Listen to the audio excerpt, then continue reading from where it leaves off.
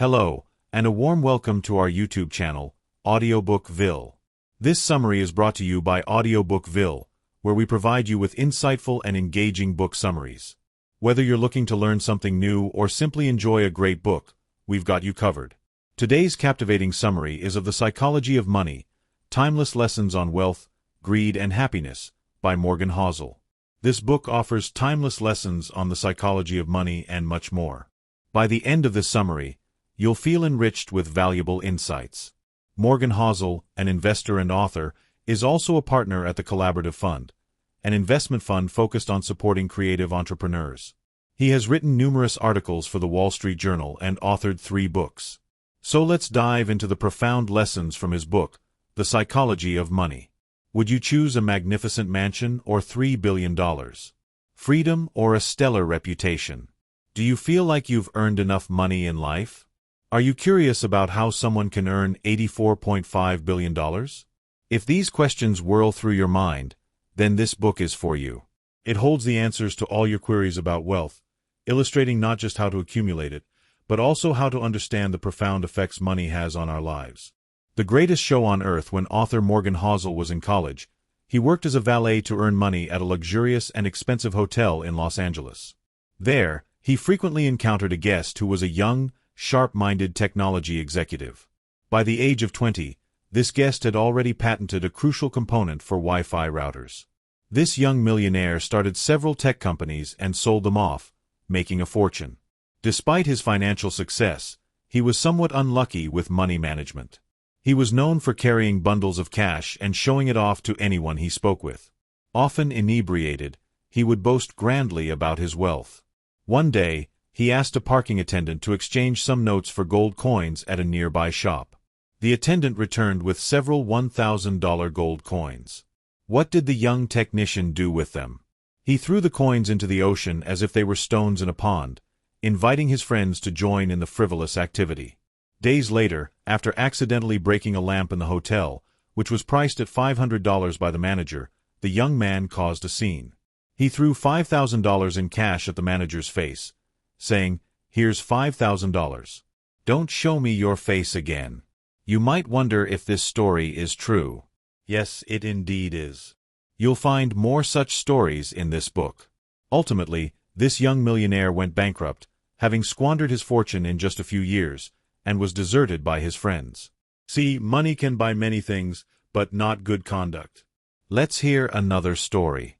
Ronald Reed was a janitor born and raised in a small village, the first in his family to finish high school, which he managed by hitching rides daily. Ronald led a simple life, spending 25 years repairing cars at a gas station and 20 years cleaning floors at J.C. Penney. At 38, he bought a 2-bedroom house for $12,000 and lived there all his life. Ronald was married, but had no children. After his wife passed away when he was 50, his favorite hobby was chopping wood.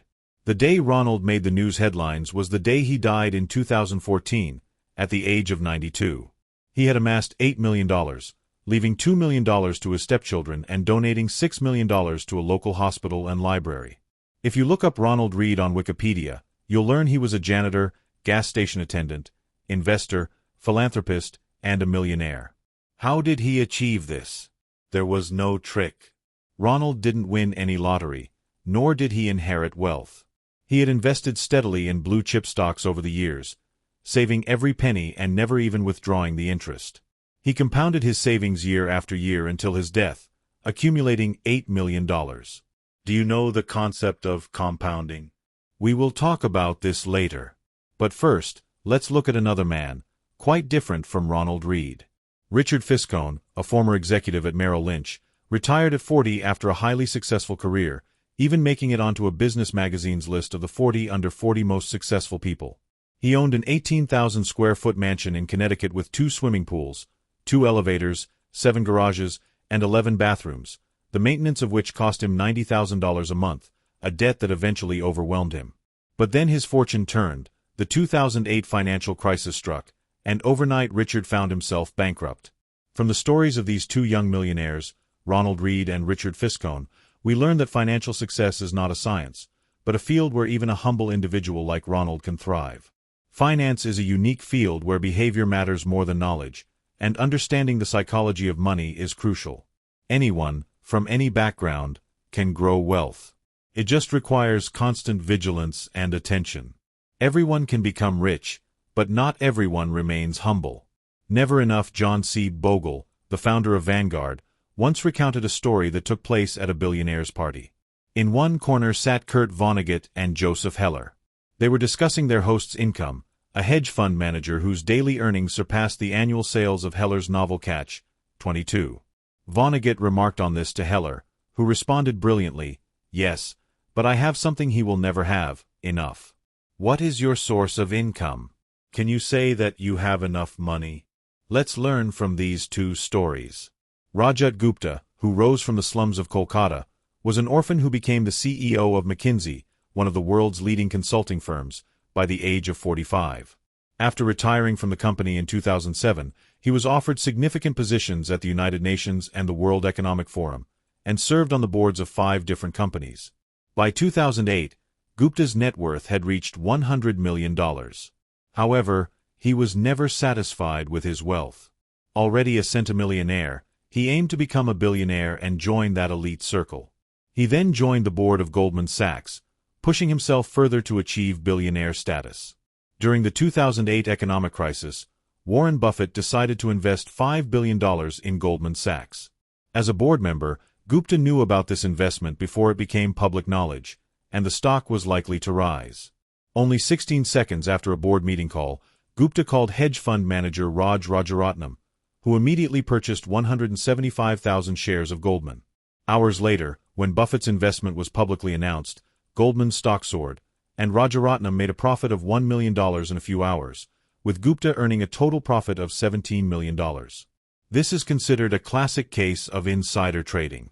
Gupta lost all his wealth and went to prison, tarnishing his reputation. Why did he need another billion when he already had $100 million? He had everything: wealth, fame, power, and freedom, yet greed led him to lose it all because he lacked the sense of enough. We can learn 3 lessons from this story. Lesson 1. The hardest financial skill is to refrain from accumulating more wealth. The lure of more power, more fame, and more money fuels ambition more than satisfaction. At some point, not advancing feels like falling behind, and you take greater risks to progress. Modern capitalism excels in 2 things: generating wealth and fostering greed, making it hard to know when to stop. Lesson 2. Social comparison is problematic. Consider a football player earning $500,000 a year. He might seem affluent, however, compared to Mike Trout, who has a $430 million contract over 12 years. He might appear poor. A hedge fund manager earning $36 million annually might seem less when compared to the top 10 hedge fund managers earning at least $340 million a year. And those earning $340 million might feel less compared to the top 5 who earn $770 million. What about comparing the top 5 to Warren Buffett, who was $3.5 billion richer in 2018? Or Buffett comparing himself to Jeff Bezos with a net worth of $24 billion in 2018? This wall of social comparison is infinitely high, and you can never reach the top. The only way to win is not to compete. Assume you have enough, even as others around you chase more. Lesson 3. Some things are more valuable than money, fame, and power, no matter how much you have. Rajat Gupta stated in an interview with the New York Times after his release from prison that one should not become too attached to their reputation or achievements. They ultimately do not matter. This incident destroyed his reputation, but he learned not to hold it too dearly. Gupta was trying to justify his actions and reassure himself that his reputation no longer mattered to him. However, he was mistaken. Reputation is invaluable. Freedom is invaluable. Family and friends are invaluable. Receiving and giving love is invaluable. Happiness is invaluable. But there's only one way to attain these. Recognize your limits, know when to take risks, and understand when enough truly is enough. Confounding compounding lessons from one field often find relevance in another. Have you ever wondered why the ice ages happened? This phenomenon is similar to how compounding works in investments, gradually growing your money over time. By the 19th century, scientists agreed that Earth had experienced ice ages, a fact so apparent it was often overlooked. Our planet didn't endure just one ice age. It has seen 5, with dates that we can now estimate accurately. But what would it take to cover the entire world in ice, melt it, and then cover it again? This cycle has occurred 5 times. However, why did ice ages happen in the first place? There are several theories about the causes of ice ages. One suggests that tectonic activities in mountain ranges brought about climatic changes. Another posits that ice ages are Earth's natural states, disrupted by volcanic eruptions. These theories, however, explain only a single ice age, not all 5. In the early 1900s, Serbian scientist Milutin Milankovic studied Earth's position within the solar system and concluded that the gravitational forces of the Sun and the Moon affected Earth's axis. He noted that Earth sometimes tilts more than usual, receiving more solar radiation than normal. Changes in the Earth's hemispheres led to severe cooling, covering the planet with thick ice layers. Russian meteorologist Vladimir Koppen added to this theory, suggesting that the abnormal tilt caused colder summers, not warm enough to melt the accumulated ice, allowing it to persist through the winter. Year after year, layers of ice accumulated until the Earth was entirely enveloped, leading to an ice age. Similarly, the concept of compounding in finance refers to the gradual accumulation of money. Imagine you start saving 10% of your annual salary in an index fund with a 10% annual interest rate. The next year, you'll have your salary's 10% plus 10% interest on that amount. If you continue this through 2022, each year adding 10% of your salary and gaining 10% interest, and if you do not withdraw this money for the next 10 years, you could become a millionaire. Just as the ice age built up slowly through accumulating ice, the power of compound interest accumulates wealth gradually. Did you know Warren Buffett started investing at the age of 10 and never withdrew the interest earned, allowing it to compound? By the age of 89, he had amassed $84.5 billion, a result of his discipline and 8 decades of compounding. If you calculate, Buffett made most of his $84.5 billion after his 50th birthday. This is the marvel of compounding. Consider this equation. Adding 8 times results in 72. But what happens when you multiply 8 by itself 9 times? The result is $134,217,728. See the difference? When Warren was in his 20s and 30s, he didn't spend his money carelessly and continued investing into his 60s and 70s. He consistently invested for over 25 years. Several books have been written about Buffett's wealth, emphasizing that he now has $84.5 billion. He started investing at age 10 and continued until he was 89. If a book truly captured the essence of compounding, it might well be titled Shut Up and Wait. Getting Wealthy versus Staying Wealthy. There are many ways to become rich, but there is only one way to stay rich. Let's learn this through the stories of 2 investors. Jesse Livermore was one of the greatest stock traders of his time, born in 1877. Before the world even understood that anyone could be a trader, he had already established himself as one.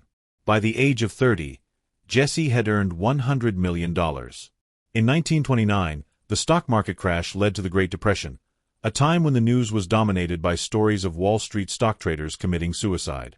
On October 29, 1929, Jesse's family waited for him at home.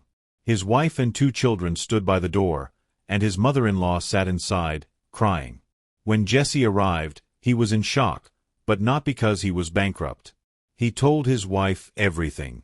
He had bet that the stock market would fall, and his prediction was spot on. He became a billionaire overnight. When everyone else was betting that stock prices would rise, Jesse predicted they would fall, and he won big, earning $3 billion on that day alone. However, the story of Abraham Germansky took a different turn. Abraham was a wealthy real estate developer who had become a millionaire during the 1920s. Like many others, he bet heavily that the stock market would continue to rise. A few days after the market crash, Abraham disappeared. He had taken his own life. Returning to Jesse Livermore after the crash of 1929, he became overconfident and unstoppable, continuing to place and win big bets. He thought he would always win. However, by 1933, he had lost all his money in the stock market. A few days later, Jesse, too, disappeared, having taken his own life just as Abraham had, unable to bear the reversal of fortunes. Both men had become wealthy, but neither could maintain their wealth. Making money is one thing, keeping it is another. To make money, you need to step out, take risks, and be optimistic. However, to keep money, you must be humble and remember that your wealth could vanish at any moment. Life is unpredictable. You might be on top one moment, and at the bottom the next. To maintain wealth, you must learn to use money wisely, remembering that while money is earned through hard work, luck also plays a significant role. Always remember that success is not permanent. Life will also bring defeats and failures. Past successes do not guarantee a bright future. Now let's return to Warren Buffett and see how he has maintained his wealth over 70 years. He invested his money for over a decade and let it compound. By the age of 89, he had $84.5 billion. Warren knows investing. He knows which companies are the best to invest in, which stocks are the cheapest, and he recognizes the most effective managers. This knowledge helped him become wealthy. But Warren maintained his wealth by not giving in to temptations. He has weathered 14 recessions without panic selling his stocks. He never gambled his reputation. He did not limit himself to one strategy, one opinion, or one passing trend. He never quit or retired. Even after turning 65, he continued compounding his investments, and this is how Warren survived and thrived. Conclusion. In this journey through the psychology of money, we explored compelling narratives that illuminate the complex interplay between wealth and human behavior. You heard about the young tech genius who whimsically threw $1,000 gold coins into the sea, a vivid illustration of the fleeting nature of wealth when squandered on whims. Then there was Ronald Read, a janitor whose humble lifestyle belied the $8 million he donated, demonstrating profound generosity and the silent accumulation of wealth through wise, long-term investments. We delved into the tale of Richard Fuscone, a Harvard MBA graduate whose fortunes crumbled in the 2008 financial crisis, reminding us of the precariousness of wealth tied to market fortunes. Rajat Gupta's story unfolded next, a saga of a man who, despite having $100 million, was ensnared by greed for $1 billion, showcasing the dangerous allure of never feeling enough. You also learn from Jesse Livermore and Abraham Sky, whose fates were starkly contrasted by their financial decisions during the market crash of 1929, both stories culminating in tragedy, underscoring the severe consequences of financial overreach. Finally, the legendary Warren Buffett teaches us the epitome of financial wisdom. His disciplined approach to investing and his understanding of the value of patience in compounding have not only preserved but also significantly augmented his wealth over decades.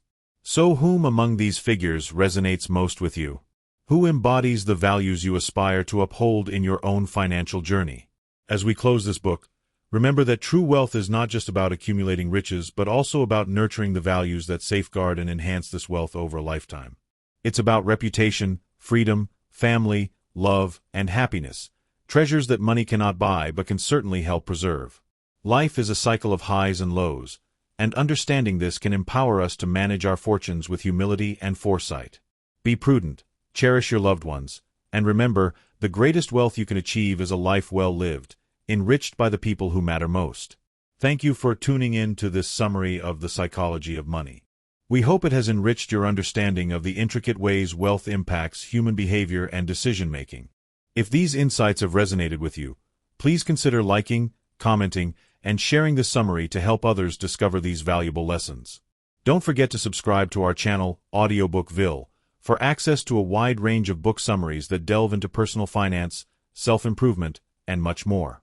And don't forget to explore the other book summaries on our channel.